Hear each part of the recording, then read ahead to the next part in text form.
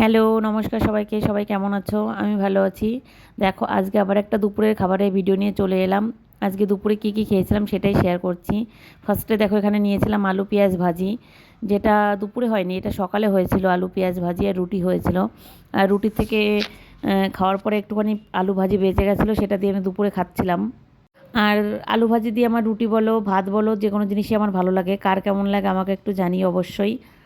আর তারপরে দেখো এখানে নিয়েছিলাম ধনেপাতা বাটা, যেটা রসুন, কালো জিরা আর শুকনো লঙ্কা দিয়ে বানানো হয়েছিল।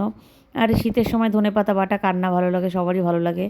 তারপরে ধনেপাতা দিয়ে খাওয়ার পরে দেখো এখানে নিয়েছিলাম কাতলা মাছ দিয়ে আলু দিয়ে আর ধনেপাতা দিয়ে একটা ঝোল করেছিল। আর মাছটা সত্যি এত ফ্রেশ, দেখো মাছটা কি ফ্রেশ, সত্যি ভালো হয়েছিল ঝোলটা খেতে। আর মাছের এই লাল অংশটা খেতে না আমার সত্যি খুব ভালো লাগে। আর সঙ্গে ছিল কাঁচা টমেটো, যেটা ঝাল বানানো হয়েছিল, টমেটোর ঝাল।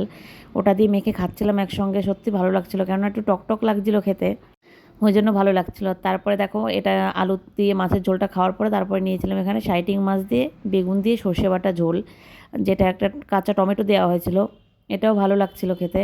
আর আজকে এই সিম্পল রান্না হয়েছিল, যেটা হয়েছিল। আর আমি রোজকার ঘরোয়া যেটা রান্না হয়, যেটা খাই, সেটাই শেয়ার করি। কার কেমন লাগলো অবশ্যই একটু কমেন্ট করে জানাবেন।